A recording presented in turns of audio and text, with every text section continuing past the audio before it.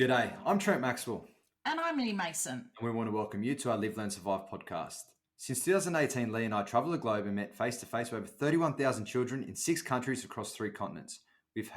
We have created a series of award-winning children's books, a global online education program, and are founders of the Live, Learn, Survive charity, all focused on teaching children and young adults life skills that will not only help themselves but help others too. We're on a mission to spread awareness about fire, water safety, and first aid education to inspire the next generation of first responders. So join us for the next half an hour with some fun, inspiration, and kindness, and we'll try and learn something too. How are you this week, Leigh? Welcome aboard. Bit of a tongue twister there.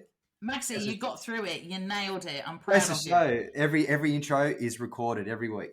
Yeah, exactly. That's why we like to do it fresh every week. So you get in us as you get us. So I am good. And it's one of our favourite days again, Maxie. We've got a guest. We do have a guest. And this guest is a very special one because I don't think we've had many experts, inverted commas, scientists, experts that have been in this realm of knowledge and teaching. So I'm very excited for this one. I've known this person for a number of years, and go for it. Okay, so shall I do the grand intro, Maxie? Yes, of course. Okay, so today we are joined by Professor Rob Brander, aka Dr. Rip. He is a coastal scientist, beach safety researcher, and science communicator in the School of Biological, Earth and Environmental Sciences at the University of New South Wales in Sydney, where he leads the UNSW Beach Safety Research Group. We said he was important, Maxie. He's very important. He studied beaches for over 35 years, starting in Canada, where the water temperatures convinced him to move to Australia in 1993 and do his PhD on rip currents at the University of Sydney. He has published over 100 scientific articles and book chapters on coastal science and is the author of the best-selling book, Dr. Rip's Essential Beach Book. Rob began his popular community beach safety education program, The Science of Surf, in 2001 and gained the nickname Dr. Rip for his habit of releasing harmless purple dye into rip currents to educate people about this important hazard. He is a past recipient of the Australian Museum Eureka Prize for promoting understanding of Australian science research, and is a very keen body surfer.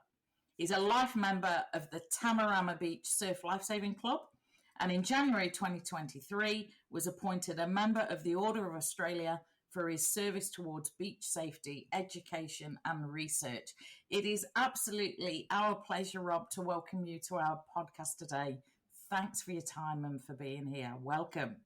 No, thank you for inviting me. I'm really excited to do this. Yeah, Rob, it's really good to see you, mate. And what a bio, what an intro. Congratulations on your recent Order of Australia as well. That's an awesome accomplishment. So you should be very proud of that. And look forward to learning more about what you do through these questions we're going to ask. Yeah. Absolutely. So shall I start it off with question 1, Maxie? Go for it, Leigh. Okay, when I first, I've followed you from afar for a little while, and I first heard the word Dr. Rip, I was a little bit like, ooh. So, Dr. Rip, tell us how the name came about, Rob. It's a good question. I'm not exactly sure because there's a few things that happened. One, I was actually, when I was doing my PhD, I was actually living in the surf club at Tamarama Beach. I was the resident member, the caretaker there.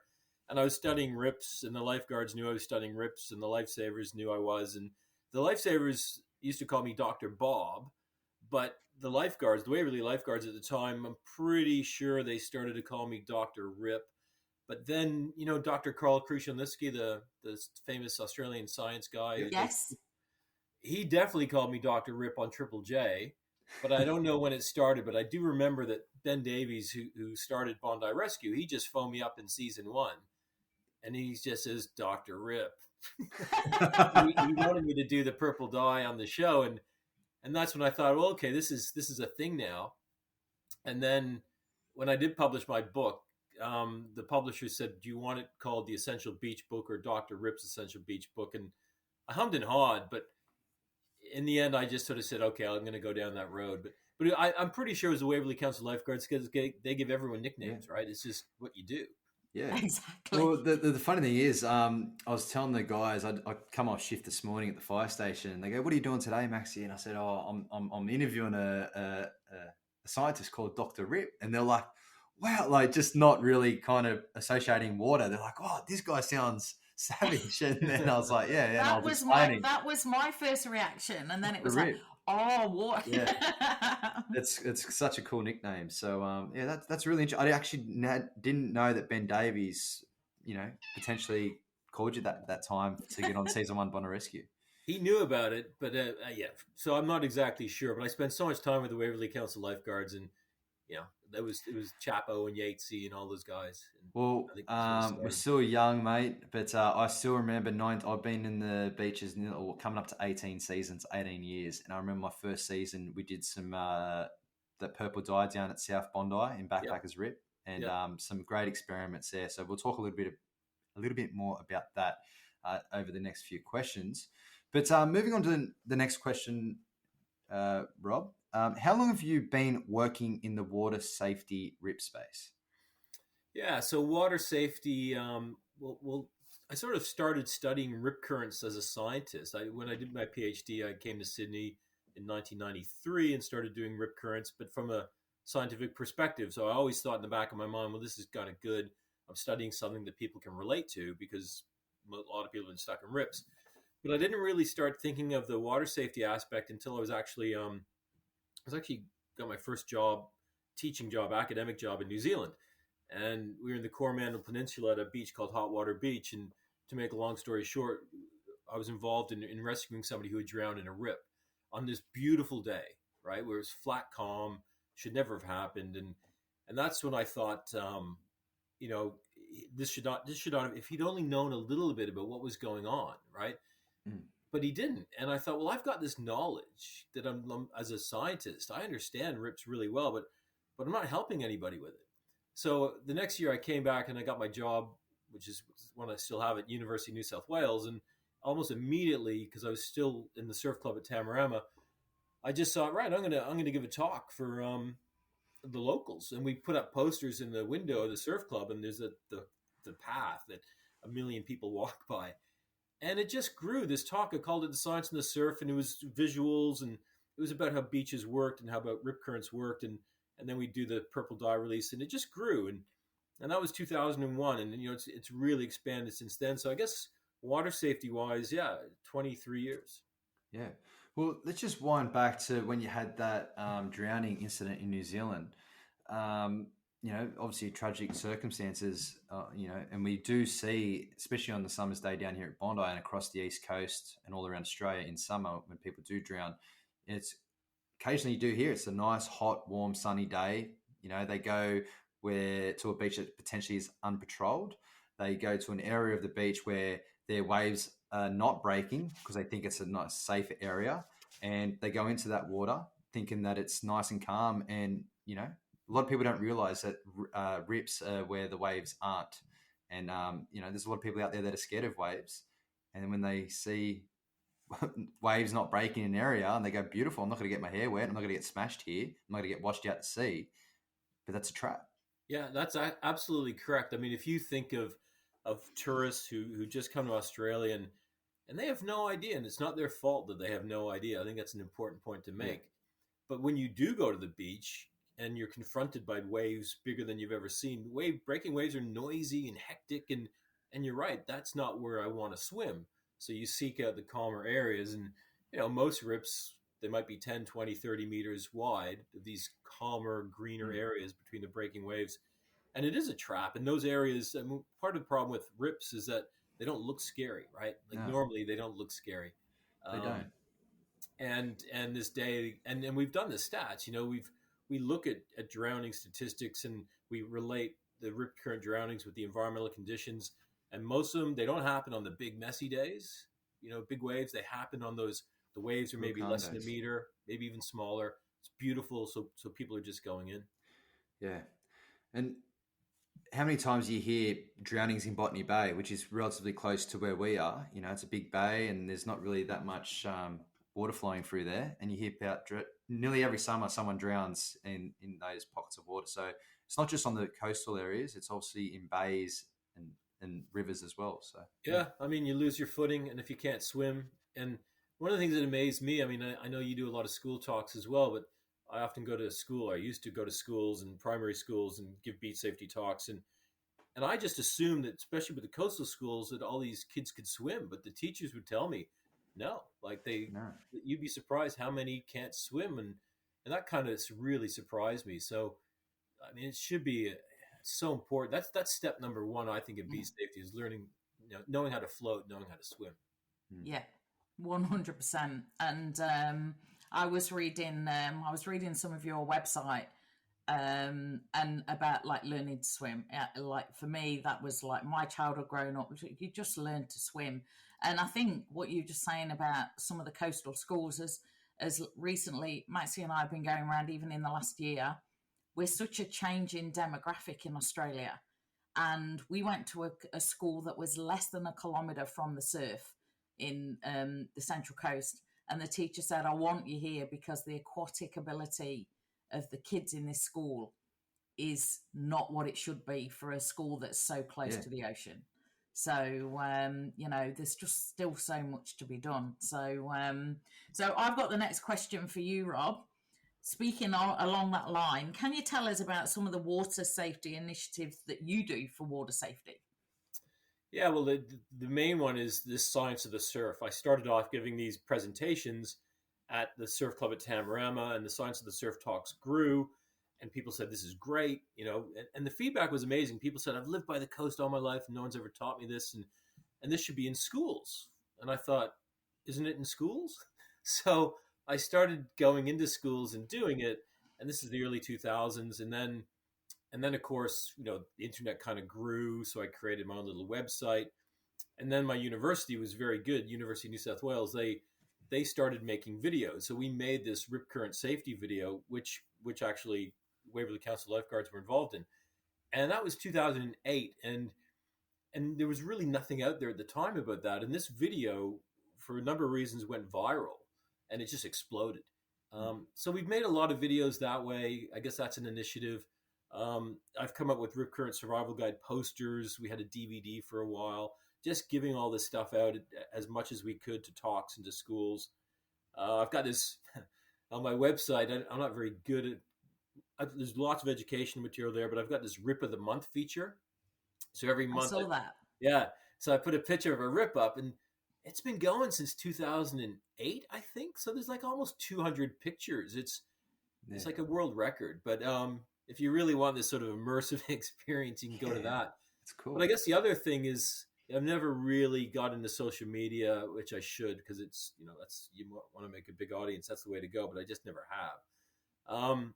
But we made some documentaries about rip currents. A documentary maker contacted me about 6 or 7 years ago, and he was just so determined to make this documentary, and it was called Rip Current Heroes. It came out about 5 years ago. It ended up on National Geographic and on Qantas and Jetstar, and that's when you start to reach more people, right? The videos, the docos. Mm-hmm. But that's the science of the surf is what I do. I don't do as much of the talks anymore because I just don't have the time. I wish I did, but I'm pretty, I got to be honest, I'm pretty proud of what I've done with the science of the surf and the collective efforts. I think it's made a difference. Absolutely. Oh, definitely. It would have for sure made a difference. And you should be very proud considering you've been doing it for a long time, over 20 plus years. It's amazing, mate. And just while we're adding on to that, how can people get involved? If after this podcast they listen, how can they get involved in supporting what you do within your water safety initiatives? Just contact me. If you go to my website, or you can just Google me and email me at my uni email. It's not hard to find. Just contact me, because my problem at the moment is I'm time poor. Yeah. But I just had an email from somebody in the States, a woman, a lifeguard. She competed with the USA lifeguard team, and she said, "I've just started an Instagram page. I've had a look at your website. I'd really like to help promote some of your stuff." And I'm going, great, right? Because I don't do Instagram. Yeah. So just contact me, and it's all passion. I mean, everything I do is because of passion, and because I just have this. I just don't want to see people drown, and So anything you can do to help me, just contact me, right? And it's about spreading the word, spreading some of the resources I have, because I'm not good at certain things. Yeah. I'm good at creating the content, not spreading it. Yeah, it's and look, you know what, that in itself is a job on its own, and you know, Rob, we get it. Trust us, we get it. Don't we, Maxie? We get it. We do. So if we go back to the beginning, then, Rob, how can you describe a rip to someone that doesn't understand water? You mentioned earlier the first person, they arrive on the beach. How do you explain describe a rip to someone like that? What do they look for? Any tips? Well, I think first they've got to understand what it is, and I think a lot of people don't even have that concept. They may have heard of something. Usually, they've heard of something called a rip tide, which is just a bad word. But the way I simplify it is, I say, look, rip currents are like rivers of the sea. You know what rivers are. Rivers flow offshore. They sit in deep channels between banks, and off they go. And most rip currents are pretty much the same. So most rip currents sit in deep channels between shallow banks, and they're taking the flow offshore. So they've got that knowledge. And I guess that, rip currents, there's different types, but the main one, this channelized one, it has some advantages in that they've got visual clues. So they do look, because they're sitting in deeper water, the deeper water looks darker because deeper water is always darker. Not as many waves break, like Trent said, in rips. So you spend a few minutes, and I always emphasize you need to spend a few minutes looking up and down the beach, and you're looking for these persistent dark green gaps heading out through the surf, might be 10, 20 meters wide.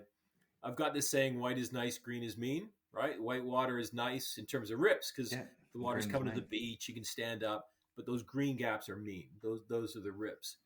But it's you say all this stuff, and I'm amazed. Like, I'll have my students, I take them to the beach, and there's a bloody obvious rip right there, and they can't see it.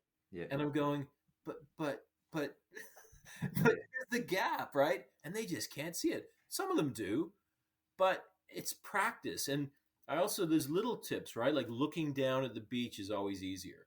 High elevation. Having that, when you're standing on the beach, like right in the shoreline, it's kind of hard to see rips. It just looks like water. Yeah. But that elevation helps. Wearing polarized sunnies helps. But just taking that time, taking a few minutes, and just scanning up and down. And if you see those green gaps, that to me is the easiest. I don't know what you explain it like, Trent, but to me that's the best way to go. Yeah, and adding on to that, people that go, oh, but I was near the flags, or I was just off the flags. It's like, well, you need to understand that lifeguards, lifesavers set up the beach, place the red and yellow flags on a nice big sandbank that you can stand up, and the waves, the energy and the momentum of the waves come crashing over the sandbank, up the shore, and then it needs to go back out to sea. And occasionally, not always, but occasionally you do have a rip on either side of the bank, So when we say to people, you need to swim in between the flags, not near the flags or at the flags, because that's where people get confused. But I was near the flags. Well, no, you need to be in between the flags, because if you're not, there's a chance you're in a rip to the side of the flag. So, we're always trying to explain that to kids when we do our school talks. Cat's going mad. I think as well, Maxie, like people would possibly think, oh, the flags are there, that's the safe area. The rip's going to be like, half a K away. Yeah. Because the lifeguards are keeping us here. That danger's like half a K away. And that, like, when you explain it, is that actually that water's got to go back out. The channel could be literally just the other side of the flag. Exactly. In right. between the flags means exactly that. Between the flags. And the good thing is too, if you're not a confident swimmer and you don't know how to watch the water for at least 5-10 minutes, and you don't know how to identify a rip, that's okay. We're not all experts, and we're not always going to the beach. But the beauty of it is, if you do swim at patrol beaches with red and yellow flags, and in between the red and yellow flags, it is the most supervised part of the beach. Lifeguards are continually scanning and watching the flags. If someone was to drown in the flags or near the flags, we are liable. It's negligence if we place the flags in rips or in unsafe areas, and we're constantly changing the flags. We can change the flags up to 2, 3, 4, 5 times in a day, depending on the tides, depending on the currents, depending on the weather. People need to understand that it's okay to go to a beach, you don't understand everything, But if you look for where the red and yellow flags are, you are in a safe spot. You know you're watched. You know that there's a big sandbank there, and you know that if you stay in between those flags, there's a potential that you're not near a rip or you're away from danger. So that's why we always try to educate people as well. But what you're saying is important. I mean, it's funny. There's swim between the flags, swim between the flags. That's the core message. People have heard that message, but it doesn't do enough to my way of thinking because it doesn't tell you why, right? And I think a lot of people choose not to swim between the flags because they don't know the why, and they think, well, it's too busy or whatever. But I think we need to do a better job of getting that why across. Like, well, if you're not swimming between the flags, this is what could happen to you. Because, it's again, people just don't understand it, and I don't think so. I teach a lot of international students, and I often ask them, and some of these international students have been here for a year or 2 years. They've never heard the message. Right. So what are we doing wrong that we're not? Tourists aren't getting this message. Migrants aren't getting this message. Something's wrong because I just assume everyone gets it, but they don't, right? Well, the funny thing is too, and me and Leigh have spoken about this in the past, right? The lot of tradition with the red and yellow flag, it's been around for a long, long time, right? But if you're driving down the road and you see a sign, caution, there's road work ahead, or something, there's an accident, what colors are you looking? What colors show you that? Red and yellow, right? Yeah. And there's been times where I've had people go, oh, I'm not swimming there or I'm not swimming in that area because red and yellow means danger. Our signs, our dangerous current signs are yellow with red writing on it. No, but what I'm saying is, like, you can see that people do get confused. It's true. America and other places around the world where they do a different flag system, where they do green for good, red, orange, green, orange, red. Not saying that we change our flag colors because it's always been our, swim between the flags and red and yellow flags and so on. But I reckon there'd be an element there if they say, okay, from this date moving forward, our flags now are going to be green or a different color, and that's a universal message of go or move or safe. Get this. I've got a colleague. He's a linguist, and he's from Japan, and he did a study of non-English speaking people at Bondi and stuff. And he asked them, "What does the swim between the flags message mean to you?" And something like 40% of them thought you only go there if you can swim. If you can't, I actually never heard that. That's such a wow. They're interpreting it literally, right? Like, so they're doing Google Translate, and this is what Google Translate. And I never thought about that. Yeah, and it's a good way of thinking. Like, that's kind of scary, actually. I'm back on the beach on Wednesday this week. I know this is going to be on this podcast is going out in the future, but I'm back on the beach this week, and I'm going to mention that to the boys and the girls that I work with because it's real. Like, it's real. It's actually something that we've never really thought of before. No. Because that's only an area for swim. Like, if you can swim, that is it. That I had never even thought of that, Rob. And there's some cultures out there that are very direct, and if you say something, it's like that literal meaning of what you said or what you mean is that, and you can definitely see how some cultures would literally think, I can't swim there because I can't swim. And let's say there's a sign that says dangerous rip, and they're Google translating. What's rip? What's the word rip going to translate into? It's not going to translate into an ocean current or something. No, it's like a tear or a I think like rip being called rip current is just like so much more. When I moved here, I didn't realize that rip was a rip current. It was it is all of that interpretation. Tourism is such a big part of Australia. How many you would probably tick off 150 nationalities around the globe on Bondi on any one day of the week. Like, it is literally that's that is incredible. I'd never even thought of that, Rob. It's like when you go to the pool as a swimmer and you see fast lane, medium lane, slow lane, and you think, am I medium? Would I go? It's like that kind of, we follow the rules. Should you be in there or I shouldn't be in there? Maybe people are thinking that when they turn up to the beach, I shouldn't be in there. Yeah. And adding on to that, right, it actually kind of makes sense. That, would you say 40% or something like that? Yeah, okay. Ridiculous. Let's just say 40%, right? you're saying that, so they're going, okay, I can't swim. I'm not in the fast lane, right? Oh, adding on to that, that's where the waves are. That's where the people might be able to body surf or be able to go under the waves. So you could definitely see the logic on in saying that. Oh, that's where the wave park Yes. is, or that's where the wave section is. I'm going to go swim with this oasis where there's no waves breaking and it's a little bit more calmer. So you can definitely see that perspective, and I think thank you for sharing that because I've never Yeah. actually thought about that in the 18 years of being a lifeguard. I'll No, email you the study. I'll email it to you. It's fascinating stuff. It's scary. Please do, mate. Please do. Um, absolutely. and just adding on to the next question, you kind of touched a little bit about it before, but can you share some tips on spotting rip techniques that you use personally? You know, you Yeah, said you look always for look the from darker water. elevation. Yeah, Yep. always look from elevation. And it doesn't need to be much. Like it could be the top of a sand dune, and the back of the beach is always a little bit higher. Even looking along the beach from the side rather than directly straight on. Often, if you're looking at the beach from the side, you can clearly see, well, you might be able to clearly see those dark gap rips lining Mhm. up. The polarized sunnies, but just taking time. Like you should always think about beach safety when you go to a beach, and always think about rips. And you might not know what they are, but just at least think about them.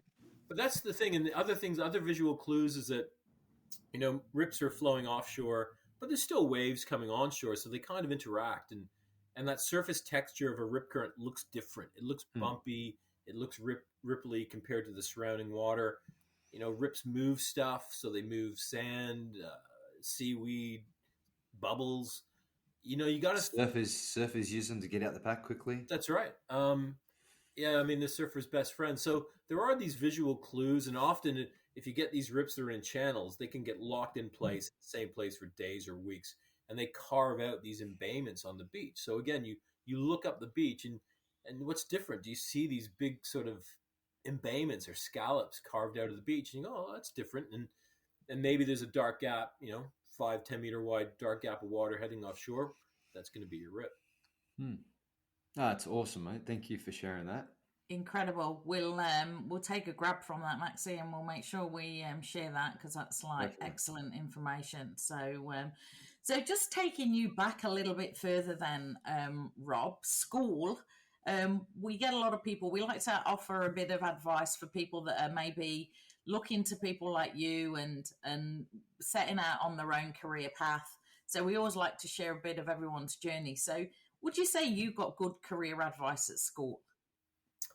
Well, I went to high school. Well, I went to school in Canada, and I have to say I don't think I did. I had a good. I loved my high school. It was a great high school, but I don't ever remember getting career advice.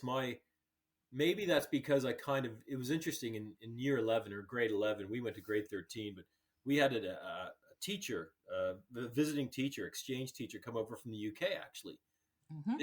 Mr. Noakes, and he was a geography teacher, and he was awesome. He was teaching us about physical geography and plate tectonics, and that was like a switch for me. I just thought I love geography.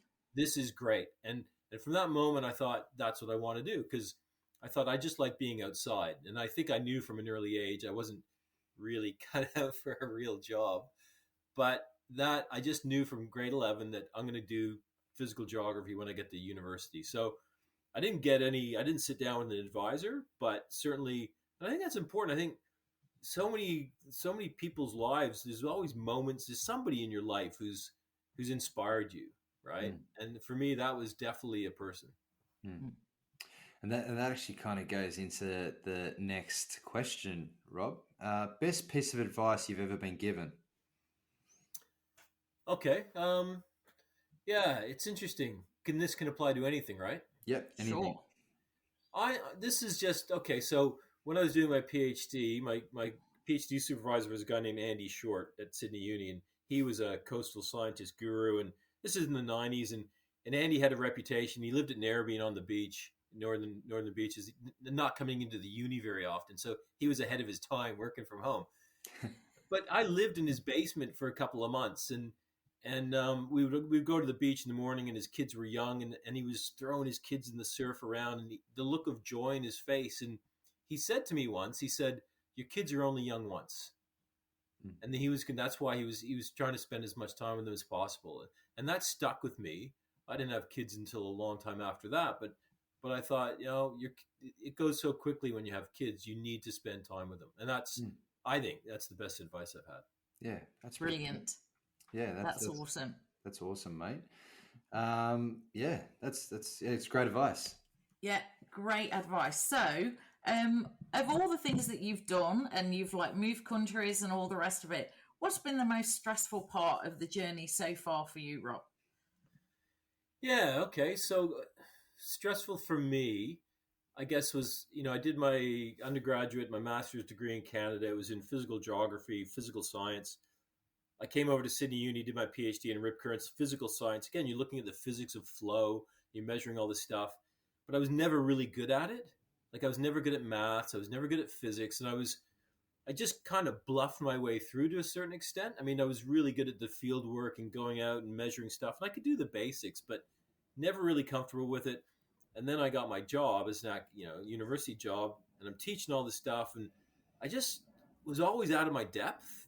No pun intended, and then I sort of reached a stage. I'd been at UNSW for about 5 years, and I just needed to change things up. I wasn't happy. I wasn't, you're beating yourself up because you didn't. I'm not good at this. And I took a couple of years leave without pay, and I started doing the school beach safety stuff, and I didn't make any money in 2 years, but I was happy.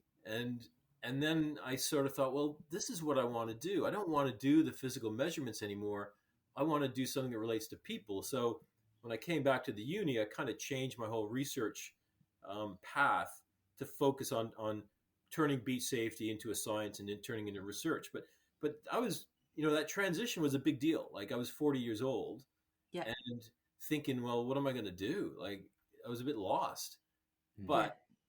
and that was quite stressful. But I think sometimes, you do have to shake things up. If your life's in a rut, you just got to Shake it You up. just got to shake it up. Do you know what, Rob? I think that's really brave as well for you to say that and admit that, because when you look at your bio, it just looks like smooth sailing, one goal after the next accomplishments. For you to say, well, look, you know what, this was just not working for me. I wasn't loving it. I wasn't, it wasn't feeling right. I think that's really, really powerful, because we always say to people, you can stop and change things at any time in your life. And, I met Maxie and I started like Live, Learn, Survive, and I was 50 years old.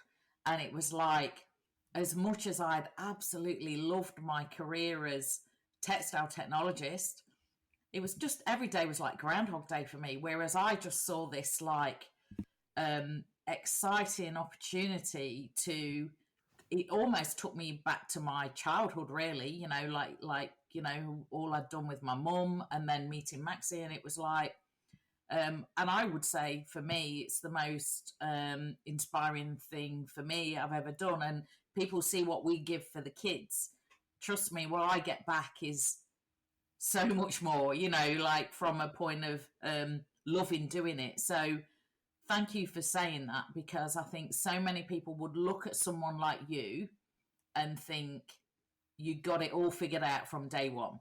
Yeah, no, not at all. No, I tell I teach a first year course, and at the end I tell them this, and I say, look, you guys, you might think you're doing this degree and that's what you're going to end up doing for the rest of your life, but don't be afraid to change. If you're not happy with that, who cares if you start out uni over, you do something else, just do something you're happy with, because you got to spend a long time working. And, for me, money was never a motivation. And I just think it's an important lesson. Like, they think, oh, I'm stuck in this degree, that's it. No, just start again, right? Yeah. But for me, that was such a relief, and it changed everything, because up to that point, because I wasn't very good at what I was doing, I was just working like a dog, had no life. And then when I finally found something I was good at and I really liked it, everything changed. I got married, I had kids, and just changed everything. Yeah. No, Brilliant. It's awesome to hear, mate. And talking about the most stressful part of the journey, how do you deal with stress from day to day? Do you have a routine or a thing that you like to do to kind of de-stress and keep you on a positive mindset? Yeah, I'm not the best at handling stress. But stress is self-inflicted. It's a very much a personality thing. But for me, the ocean is the great cleanser for me. So I'm a body surfer. That's what I like doing. And when I body surf, and I don't do any big waves anymore, but I'm not thinking about science. I'm not thinking about anything. I'm just in there thinking, how good does this feel? Yeah. And it's an endorphin boost, right? And I probably don't do it as much as I should anymore, but whenever you come out, you just think that was the best body surfing session I've had ever, right? Mm. Yeah. But that's how I think that's how I do it. And I think exercise and connect, like for me, surfing, body surfing, whatever, it's just so elemental, right? It's such a beautiful thing to do. And the ocean is just amazing. And we're lucky. I think where we live, Sydney, New South Wales, it's that this coastline is just a gift. So Yeah. Yeah. that's what I do. And Yeah. and only contact, Leigh lives up in Brisbane, and she's quite close to Moreton Bay and Yeah. the islands out there, so she gets to see all that, the beauty of that side of the world too. So we are very lucky to live on the east coast of Australia, and we get to see So lucky. the beautiful parts of what this country has to offer. And even more recently, we're talking about beach safety now, but we've done a lot of stuff inland, and a lot of people don't realize that more people drown inland than they do Yeah. on the coast. So, water safety is just as important inland, and that's what we're trying to really achieve and get the message out far and wide about not just doing the coastal stuff, but doing the inland stuff. But what you have been doing and what you continue to do for coastal safety and water safety in RIPS is awesome, mate. So you should be very proud of yourself. Yeah. So, sorry, you were going to say, Rob? No, I'm just not going to stop. That's Yeah, yeah. that's good. Exactly. Never stop. And with that, I've got two. I'm going to add another bit to this. I was going to say, so what is next? What's the next career goal? And you just said about your body surfing, you don't do it often enough. So I'm going to go, when are you next going to body surf? And what's the next career goal? Well, I don't know. I'm leaving overseas in a couple of days for 3 months as part of this research sabbatical. There's not going to be a lot of body surfing in Canada. Do you think you can fit one in before you go? Yeah, I will. I've Good.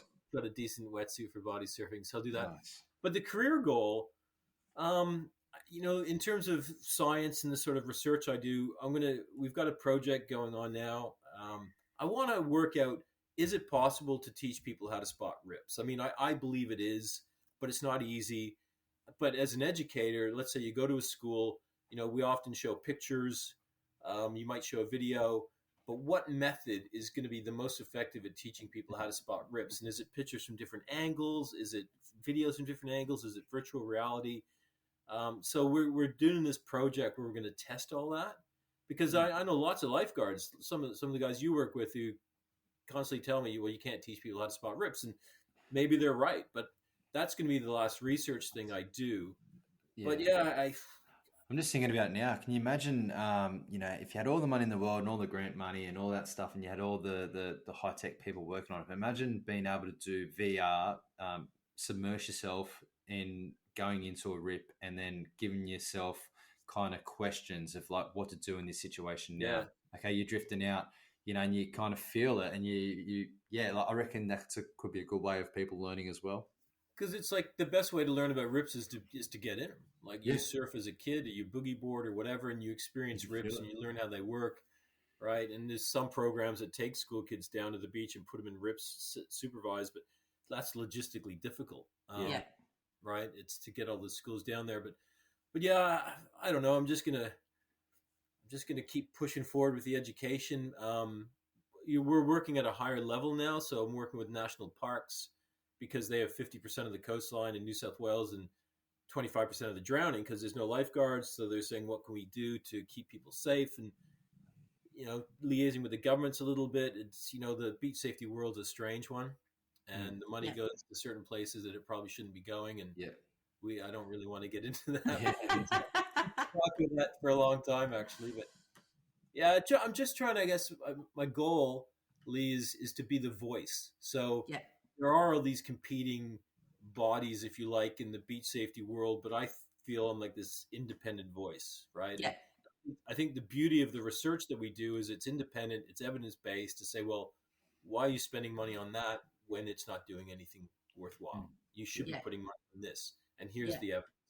Asking the Yeah. big questions. It's good. Absolutely. That's amazing. Mate, Rob, if you weren't Dr. Rip, what would you be doing? What other occupation would you be doing, you reckon? Well, see, I've been in university all my life, so I'm stuck in this retarded state of development. So, but I think I would have liked to have been a writer, like not a fictional writer, but I like writing. I like writing. I like writing like just telling stories about things that have happened. But that would have you can't make a living as a writer anymore. Um, I think I would have been an educator in some way, but this sounds corny given what you do. But people have said this to me before, and my kids are actually saying this. They go, "You should have been a lifeguard, Dad." And I was a lifesaver, which was different. But I think I would have liked to have been a lifeguard. I'm fascinated by professional lifeguards, right? I mean, when I lived at Tamarama and got to know the Waverley Council lifeguards, the stuff I saw them do was just incredible. Just like I get emotional thinking about lifeguards, and I've worked with lifeguards around the world, in the States and in France, and I see some of these lifeguards are just so good at what they do, but just unassuming. They just do their job. They don't get the credit they deserve. But I think, yeah, I probably would have been a lifeguard. Yeah, that's cool. That's a really cool answer. I mean, I'm not saying that just for you. Yeah, no, I understand. But it's funny. We ask a lot of guests, if you weren't this, what would you be? And, it's always something different. So I don't think there's been many people that said they'll be lifeguards. So Yeah, no. It's, but I agree. It's something, like I thought my mum was absolutely, the way she just was around the pool, and I'd see my mum, pull kids out and resource kids. And, I think there's something, you're right, meeting Maxie, knowing some of the other guys as well, do not get the credit they deserve. Absolutely. Not at all. Not at all. And the thing that always impressed me, because, I knew Hoppo, I knew Harry's, I knew all those guys when they were young, and I've known them all. But when I see them on the beach and you have a chat with them, they're talking to me, but they're not looking at me. They're always looking at the surf, At the water. Yeah. They're professionals, right? They take it seriously, and so yeah, and the stuff they do, and the water skills are off the charts. So Yeah. cool. Exactly. Brilliant. So last question from me before the last question from Maxie. What advice would you give to 16-year-old Rob? Probably the same advice I'm trying to give to my 16-year-old daughter. Okay. She's actually 15. Just don't worry. Don't worry what other people say. Like, don't care about what other people think of you. And that is the hardest thing for teenagers to do, of course, right? Because you're just so self-conscious when you're a teenager. Yeah. Don't worry about what other people think, right? It doesn't matter. And, you're so self-conscious as a teenager. You're thinking, oh, I'm looking. They don't care. Most people just don't care. That's probably the advice, is just be more confident with who you are. Yeah, that's great advice. And it's even more difficult as well for teenagers in this day and age with social media. It's just horrific. I could not have even imagined the scrutiny of adding that to my life if I look back and I was 16. It just is. It's a lot of pressure. It's a lot to carry. It's huge, and it's hard to watch. It's sad to watch, and it's hard to watch. But yeah, it's a different. You can't relate to it because you didn't have it. No, mate. But onwards and upwards with this next question, the last question. We had a quick chat before we did this podcast, but can you give us your go-to happy, positive, uplifting, having the best day ever song for our playlist? Yeah, okay. So thinking about this, Everlong by the Foo Fighters is a good one for me. Because did you ever see the documentary, like Mark Akalupu? He did a great surfing DVD and there's this great scene where he's surfing to Everlong by the Foo Fighters. And that gets me going. But also Rearview Mirror by Pearl Jam always gets me yelling. You're running, you're counting. It's like a race. Like, listen to that song. It's like you're running as fast as you can. Yeah, It's no, awesome. it's cool, mate. So both of those songs have been added to our Live Learn Survive Spotify playlist, and we appreciate those additions because we haven't had those before. Oh, good. Mhm. And yeah, if they're your pump up, we have to get them on the playlist and have a listen. Yeah, Cool. so there's good some if you're looking for a good playlist for across the for that long flight, Rob. You know, there's some great songs in there. Everyone's like, you know, everybody's somebody's go-to song for one reason or another. So yeah, we'll have to send you the link to it so you can Good. have a Good, listen. for sure. Yeah. Yeah. Amazing. Thank Um, you so much, Rob. That has been absolutely brilliant. So much gold there to for people to share. Sorry, Maxie, you go. no, I was just going to say, adding on to that, Lee, you beat me to it. Thank you, Rob, for your time. You know, your experience and knowledge is very valuable, and I know a lot of people listening to this podcast are going to take a little bit away from it. Sorry, not a little bit, a lot away from this, and hopefully a good visualization of what to do, how to spot a rip, and what to do if you get stuck in one, and to make sure that you swim at patrol beaches. Yeah, thank you. No, thanks for having me. And some of those questions no one had ever asked, so it was nice to talk about some of that stuff. Yeah. Brilliant, brilliant. And if I get down to Sydney one day, Maxie and I will come and see you at work. We'll come into uni. We'll come to school and sit in a class. Yeah. No, I'll go to the beach. That's go to the beach. All right, we'll meet you at the beach. Yeah. Maxie can bring the coffees. Yeah, I was just going to say too, Rob, have a safe and good trip. Hopefully you get a lot of research done over in Canada. But when you're back, we did say off script here, we can maybe collaborate or do something in the future. So Yeah, I'll for definitely sure. hold you to it. It'll be good that we can do something together coming into the summer of 2024, 2025. Absolutely. Yeah, that'd be great. Brilliant. All right. Thank you, Rob. Have Thank you, mate. a great rest of the day. And thanks, everybody. I'm sure everyone will enjoy this chat. And just before we finish up, Rob, just stay on the line. We'll have a quick chat after. But yeah, take care, everyone. And I hope you all enjoy this one.